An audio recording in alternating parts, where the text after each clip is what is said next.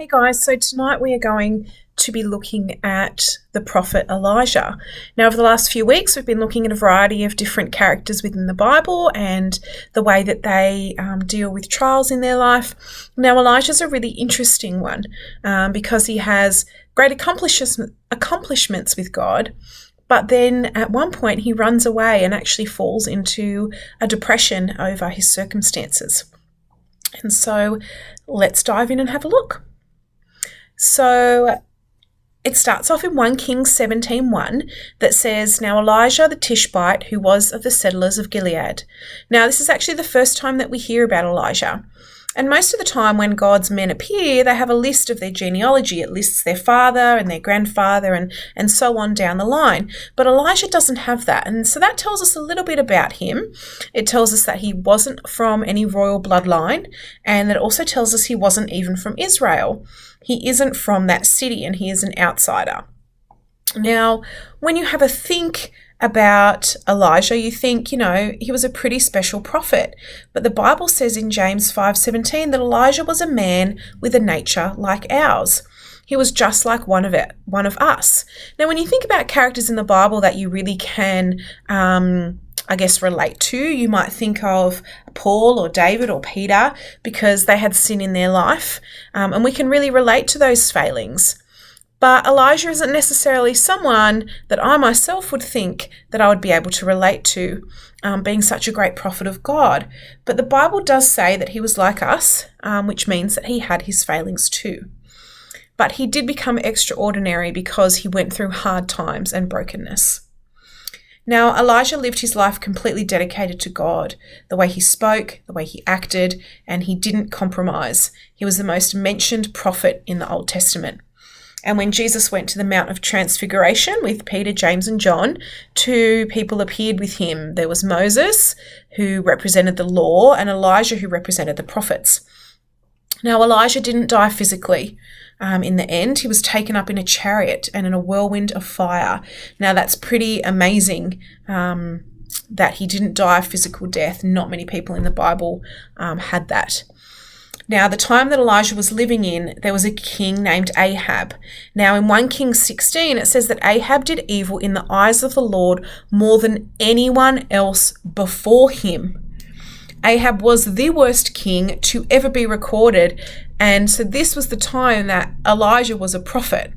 And so not an easy job to have. Now, King Ahab was married to Jezebel, which means known for wickedness. And Jezebel was actually really, truly the one that was ruling the kingdom, if we're going to be honest, because Ahab was frightened of her. So whatever she said went.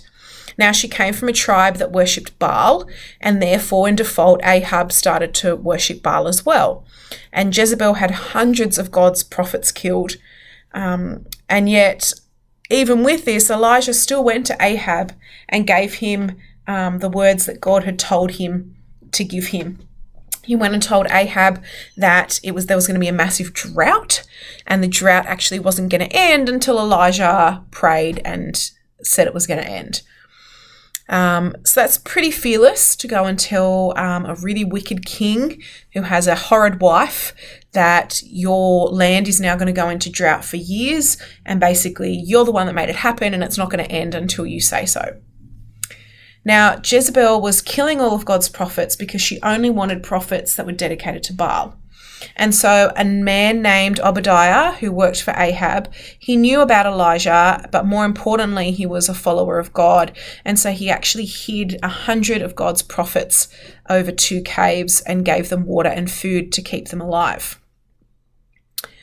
And so if we think back to this drought that Elijah had declared, how do you drink? How do you wash, cook, survive with no rain for all these years? They didn't have dams like we do now, where we put on water restrictions, but water still flows from our tap. It was a very different time back then. It really put a lot of pressure on the society. But Elijah was a man of courage. And where did this courage come from? It came from God. He was willing to stand before the king and declare this information because his love for God and his relationship with God came before even his own life. He had no fear because he knew God was with him and he saw God's provision.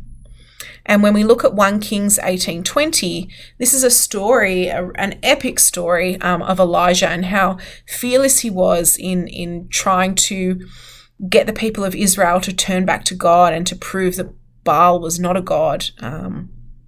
And so we're going to have a look at that.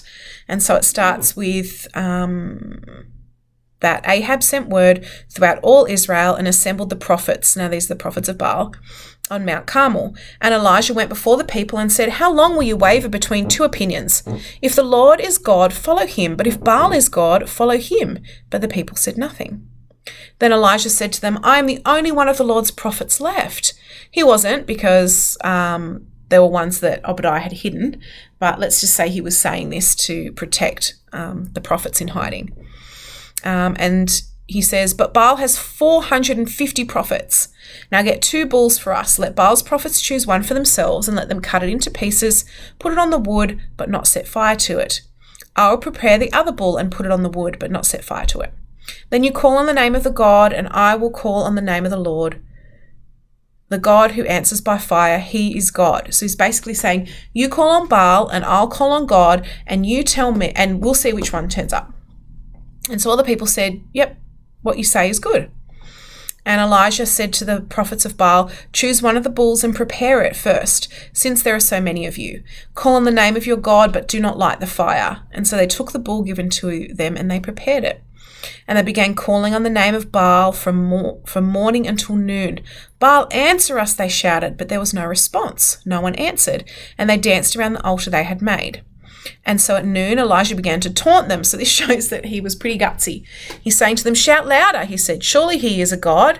Perhaps he is deep in thought, or he's busy or traveling. Maybe he's sleeping and must be awakened." He's thrown some shade at these prophets. So they shouted louder, and they started slashing themselves with swords and spears, as was their custom, until their blood flowed. Now midday passed, and they continued their frantic prophesying until the time for the evening sacrifice. But there was no response, no one answered, and no one paid attention. Then Elijah said to all the people, "Come here to me." So they came to him, and he prepared the altar of the Lord, which had been torn down. Elijah took 12 stones, one for each of the tribes descended from Jacob, to whom the word of the Lord had come, saying, "Your name shall be Israel." With the stones he built an altar in the name of the Lord, and he dug a trench around it large enough to hold 2 seahs of seed. He arranged the wood, cut the bull into pieces, and laid it on the wood. Then he said to them, "Fill 4 large jars with water and pour it on the offering and on the wood." "Do it again," he said, and they did it again. "Do it a 3rd time," he ordered, and they did it a 3rd time. And the water ran down around the altar and even filled the trench. At the time of sacrifice, the prophet Elijah stepped forward and prayed, "Lord, the God of Abraham, Isaac, and Israel, let it be known today that you are the God of Israel, and that I am your servant and have done all these things at your command. Answer me, Lord. Answer me, so that these people will know that you, Lord, are God, and you are turning their hearts back again." And then the fire of the Lord fell and burnt up the sacrifice, the wood, the stones, the soil, and it also licked up the water in the trench. So God showed up big. When all the people saw this, they fell on their knees and cried, "The Lord, he is God. The Lord, he is God." So then Elijah commanded them that they actually go and take all the prophets of Baal, that they weren't allowed to let any of them escape. And they were brought down to a valley called the Kishon Valley, and they were all killed. And then Elijah prayed for rain to fall, and it fell. And so the drought was over. So all these things that happened, God showed up, God showed up, God showed up. And then Jezebel was so furious that all her prophets had been killed that she swore to kill Elijah before the day ended. And so what happened? Elijah ran into the wilderness, sat under a tree, and in his utter despair prayed to God. And he said, "I have had enough, Lord. Take my life. I am no better than my ancestors." And then he lay down under the bush and fell asleep. And so when I read this, I'm like, is this the same man who stood in front of the king and said there was going to be a drought, who challenged the prophets of Baal to this epic showdown with fire, and he won, who then ordered all these prophets of Baal to be killed, who prayed, and this massive drought ended? You know, Elijah saw so many amazing things God did and how faithful God was in regards to his life. And yet in fear, he ran when Jezebel threatened his life. And so even though Elijah was strong and had incredible faith, he was still only human, and he became overwhelmed. So let's look at kind of what happened. The first is that he was gripped by fear. Now, fear can be a really dreadful thing, and it can start to overtake and change the way that we think or that we react to different situations. He also went into a self-imposed isolation, and he couldn't stand to be around anyone. He did have a servant, and he had told the servant to go away, when he'd run off. And when we're stressed and at the edge of really not coping with our circumstances, being around people can just be too much to cope with. And he was overwhelmed with depression and despair. Elijah is sitting under a tree and asking God to kill him, for him to take his life. That is pretty much when you're at the end point, is when you're begging God to kill you. And he was filled with self-pity. And that self-pity is a really dangerous state to get into.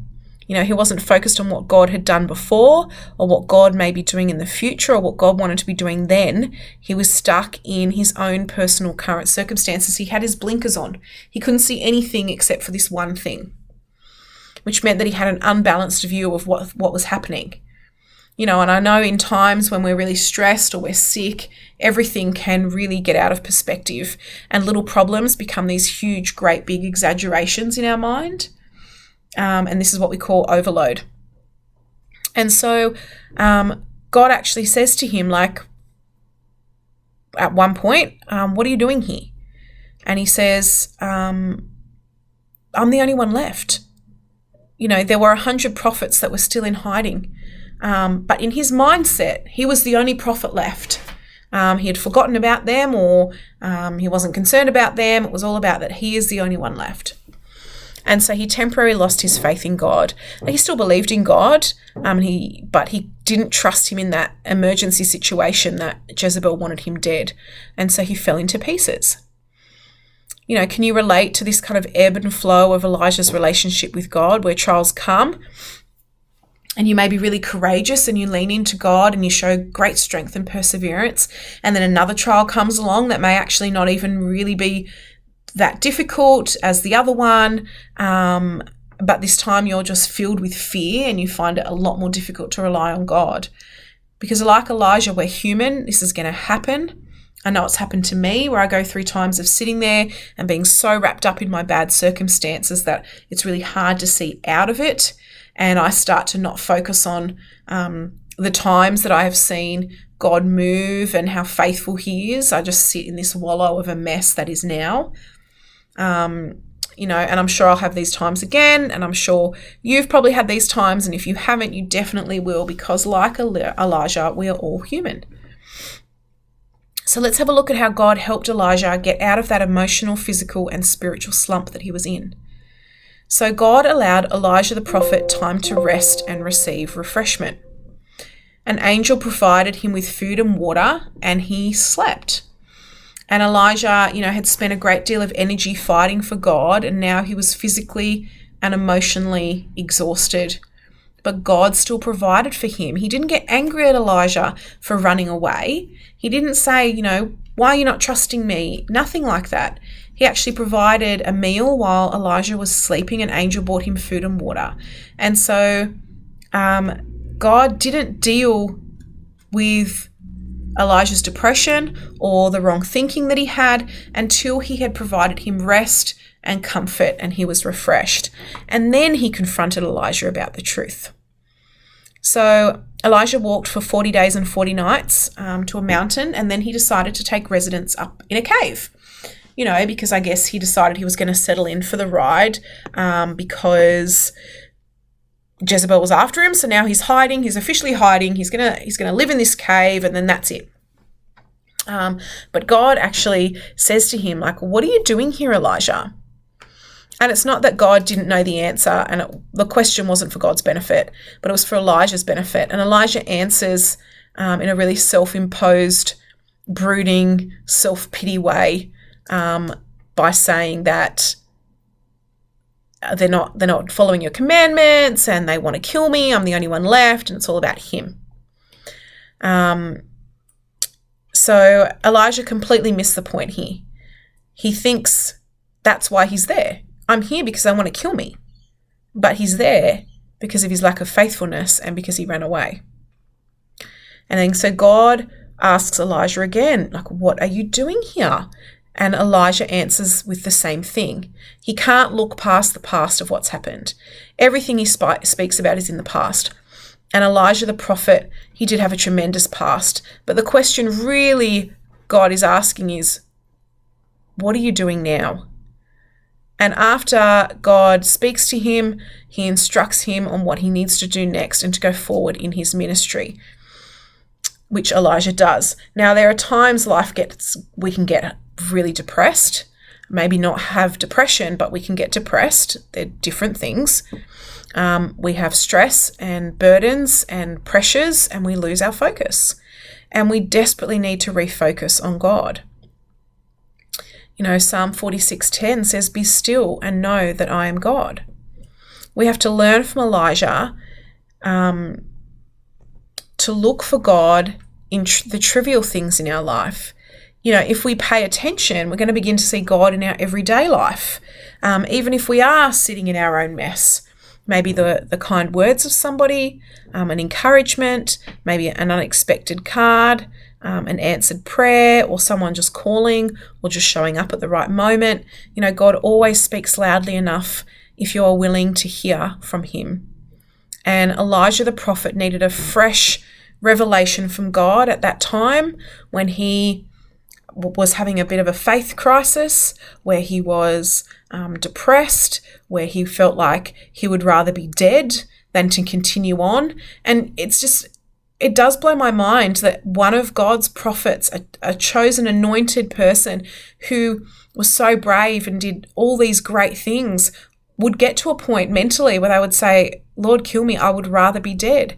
But it really also speaks to the truth of us as humans and how we can do that. And, that's not great, but there's nothing wrong with admitting that, I've done these great things for God. I was at a point where I was really connected with God and everything was going great, but actually now I'm sitting under a broom tree like Elijah did, and I don't know what to do. And so I just want to encourage you that if you're in that space, or you have been in that space, or you think maybe you're headed into that space, that God wants you to rest. He wants you to be refreshed. He wants you to be nourished. So mentally and emotionally, spiritually, physically nourished back. He wants to care for you. He wants to look after you. And then when that is done, he's going to be asking you, what are you going to be doing now? What are we doing now together? Where are we going to go next in this journey that we're doing, that God is doing with you? What does he want to accomplish with you? Just because you might get into this place sitting under this tree, it doesn't mean that that's where it ends. It didn't end for Elijah. He still continued on his ministry. And I love the fact that even after all that, God still ascended him into heaven, and he is still known as this great prophet. He had a moment of failing. He had a time of not being great mentally, and yet it still meant that God still cherished him. God never stopped loving him. God never stopped pursuing him. God never stopped wanting to be there for him. So I guess I just want this to be a story that you can reflect upon. I'd love if you went and read more about Elijah, and just that you can really be, I guess, connect with him on a level where things don't always have to be great. There is nothing wrong with saying, I'm struggling. I'm not leaning into God how I should be. We're here for you for that. I know God is definitely there for you for that. So if you are going through a time like Elijah, allow God to refresh you and rest you. But then you also need to be willing, like Elijah, to be steered back onto the right course, because after God confronted him after the rest and he said, what are you doing here? And they worked through things. He said, right, I need you to go, and this is what I need you to do. And Elijah went and did it. And so, we're going to break into our small groups and just have a discussion about the talk.